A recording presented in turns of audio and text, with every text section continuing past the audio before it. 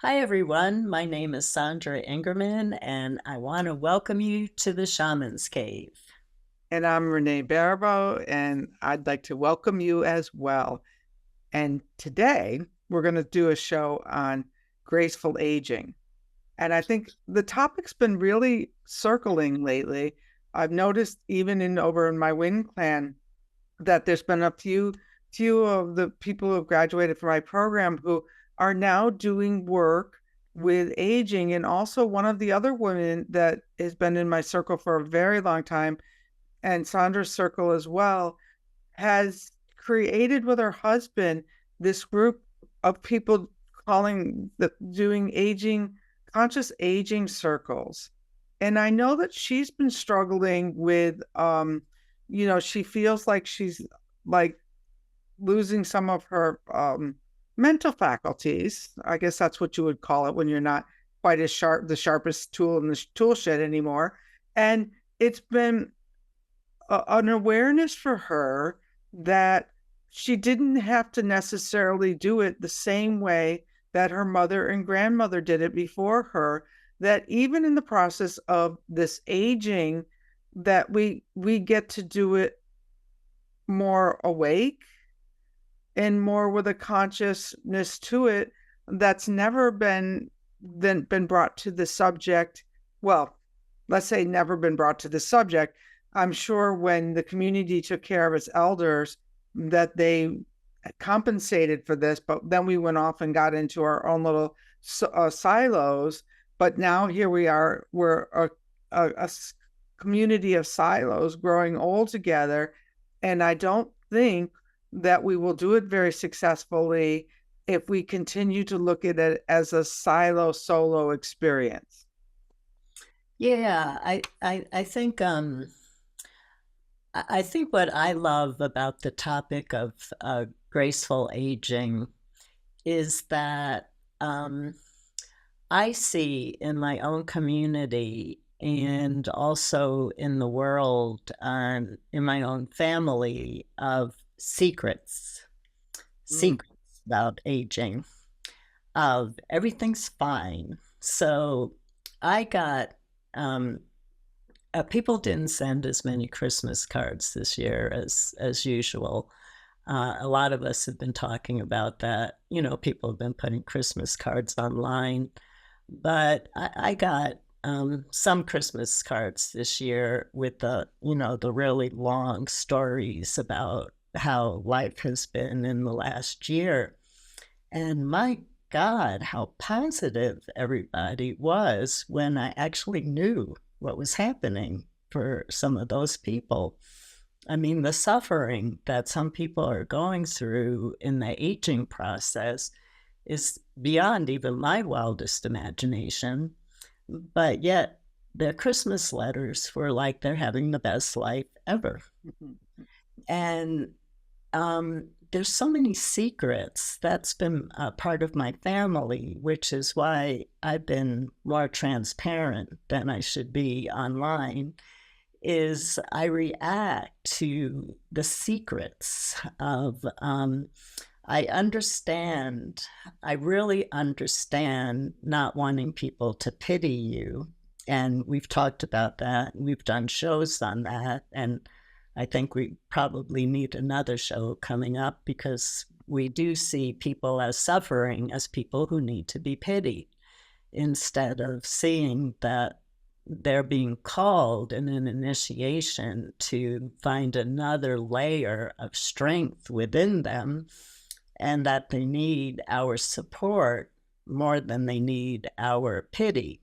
But that's happening with a lot of people. So many of my students, I've shared this before, only tell me when they get cancer because they know I won't pity them.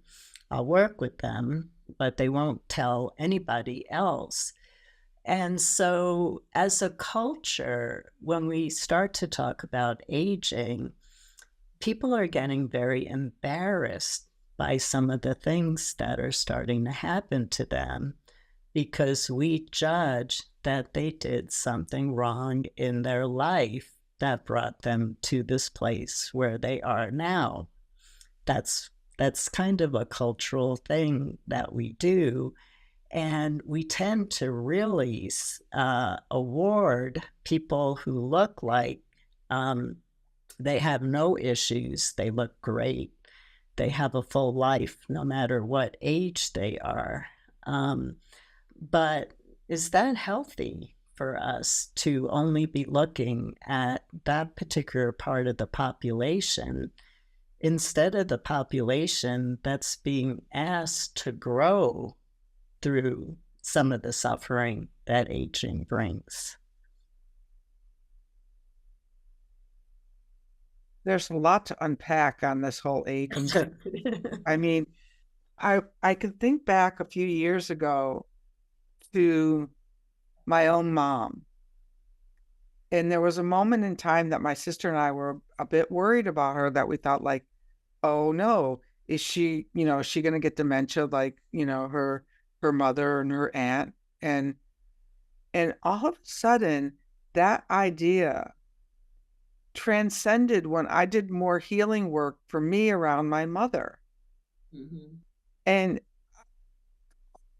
as I healed, my aging mother healed. And now my mother at, in her 80s, mid 80s, seems to be more aware and more sharp than I was concerned about her 10 years ago in her 70s. And so I think that those projections we throw out at people not only limit them, but start to define them. And I think that we really need to, or I really need to, I don't know if you need to do it or not, but I need to be really aware of that. And I have a friend who's in her 80s, and all of a sudden she's finding this new energetic spark in her life. And it's not my place to go into talking about what that is for her. But, she writes me, and Renee, like, this is making me crazy. What am I going to do about this? And I'll say to her, enjoy it. It's energy, And so this idea that, okay, now we go into our 80s and we don't have feelings and we don't have life force and we don't have all of these things is like an old paradigm that we used to stick people into nursing homes, let them wheel around and die there. And I don't think that that's how we have to live anymore. Yeah. And if you are aware of the general consensus out there, nobody wants to go into nursing homes and live the rest of their life there. And that's a big topic in the news right now, of different creative ways to age gracefully again, no matter what state that you're in. It's a really big issue on our planet. And the other thing that's happening too is important to look at is that we age very differently in our culture. And I've done a tremendous amount of research on this. And what I mean by research, I watch patterns. That's what I do. And that's actually what I'm known for. I watch people, I clock different things going on, and I watch the patterns that are going on. And people in their 80s, I'm finding, are doing much better. Late 70s, 80s are doing much better than people in their early 70s. And so what I've been doing in my exploration is investigating diets that people were raised on. I was raised on Wonder Bread. I had Frosted Flakes and diet soda for breakfast every morning. People in their 80s didn't have plastics in their mother's wombs. People in their early 70s, when they were in their mother's wombs, plastic was already on the planet, and we now know that the plastic goes into your mother's womb and travels into the uterus. that's been scientifically proven. This is fact. And so those of us early 70s and younger, that's our beginnings. People who are in their late 70s and 80s, they were not in the Wonder Bread generation. They were not yet in the plastic generation. And we're seeing a different cognitive level in different ages. We could actually bring the conversation of graceful aging now into talking about people in their 40s, because people in their 40s are starting to deal with the same things as people in their 70s and 80s and 90s now. Mm-hmm. And it's all about looking at what you need and not comparing yourself to others. I think that that's one of the things that really takes people down in the aging process is, oh my God, this person is the same age as me and they're playing tennis and I can't. And so we compare. We live in a culture that compares. And so a lot of us actually end up hurting ourselves by judging ourselves instead of looking at, wow, I lived this really long life. I worked really hard. Maybe I raised kids. Maybe I had a job. Maybe I went to school my whole entire life. And now all of a sudden, I'm in a new cycle. It's a cycle. It's not linear. It's a cycle. It's a new cycle of life. And what would make me feel good that I can actually physically do in this cycle of life that might be very different than what other people my same age can do. If you can honor where you're at, that's graceful aging. If you're comparing yourself to others, that is not graceful aging. That's a good point. As you were talking, I was thinking, my new book, A Pilgrim's Guide to Walking Wisdom, is coming out in a couple weeks. And what got me to the Camino was a death in my house of somebody I didn't even know.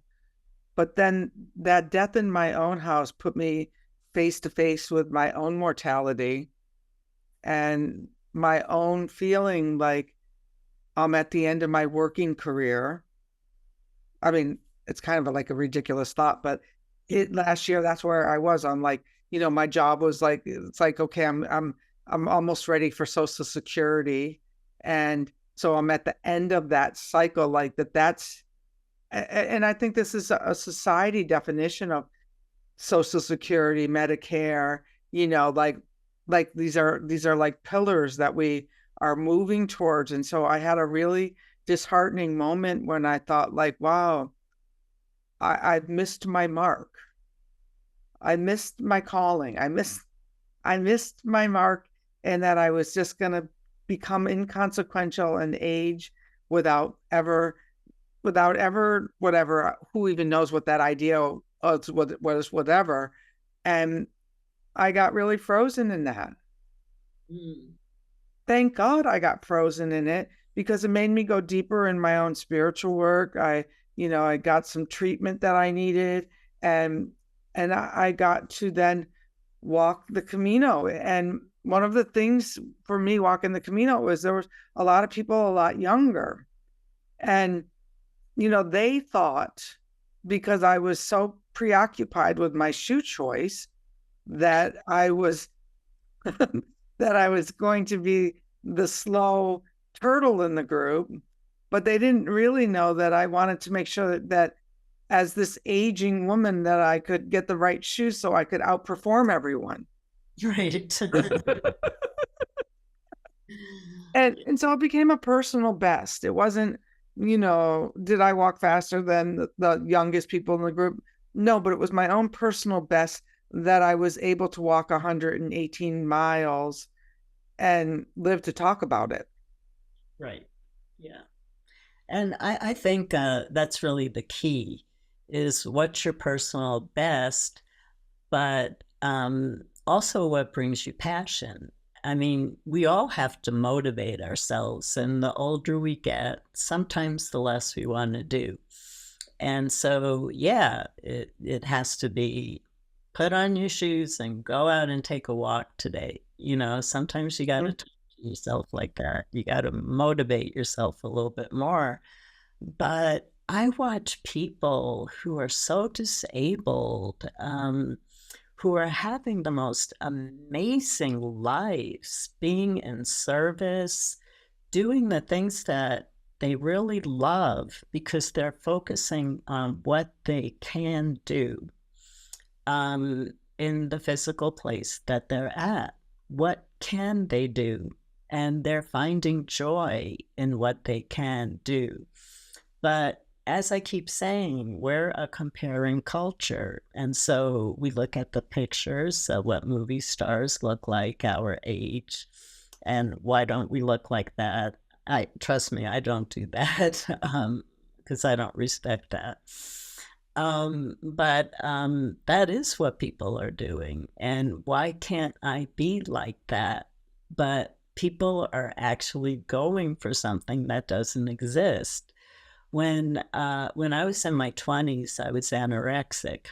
And what took me out of being anorexic was finding out that all the models in Cosmopolitan were, what's it called? Airbrushed.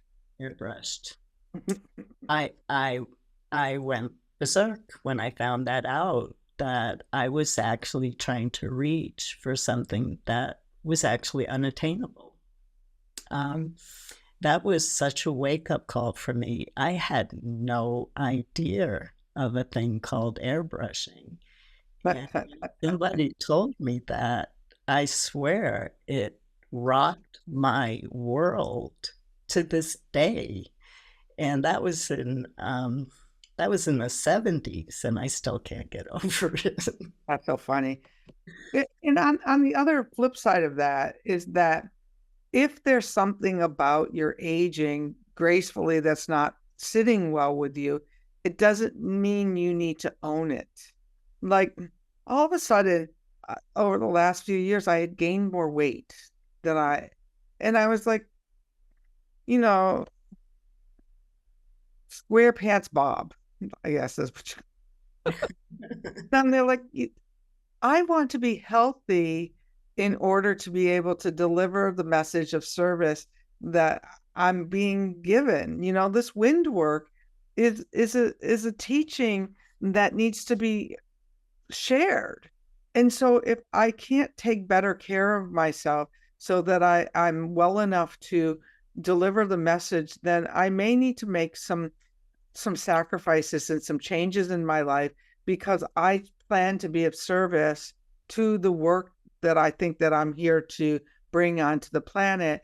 And so that required me taking a good long look at how whether I was I walking enough, was I exercising enough, was I eating correctly, and to make those changes and just not to say, oh yeah, I'm just getting old now, so let myself go. Right. Yeah. Yeah.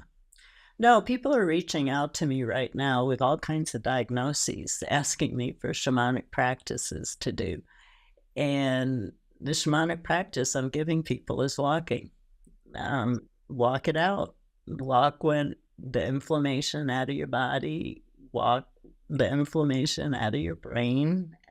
I think that you all know that Parkinson's, dementia, and Alzheimer's is just inflammation in the brain, and we have ways to de-inflame our brains.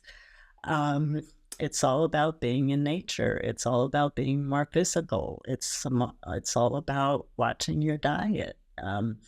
We're back to basics, Right. and we can bring it into a topic of graceful aging, or we could even bring it into a topic of graceful growing up. I think it's right. It is back to basics. And I think that goes back to the show we just talked about the wind and the doldrums is like, what is that getting when the wind is not blowing?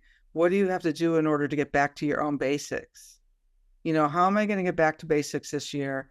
And for me, it's really about offloading even the poundage that's not working for me in order to feel healthy enough to take more people on wind walks and, me going on more wind walks and aging gracefully in the way that I want to age gracefully and hopefully, from my lips to spirit's ears and back again. Yeah. So I think this was a beautiful topic. Yeah, I think a lot of it is about honoring and loving yourself and the things that you're going through. Honoring yourself no matter what is going on. And then when you do that, your heart starts to talk to you and your body starts to talk to you and your body tells you exactly what you need. And that brings grace into your life when your body can actually tell you what it needs and you open up to hear it. That brings grace into your life because we're all doing the best we can right now. Love that. That's a great place to end.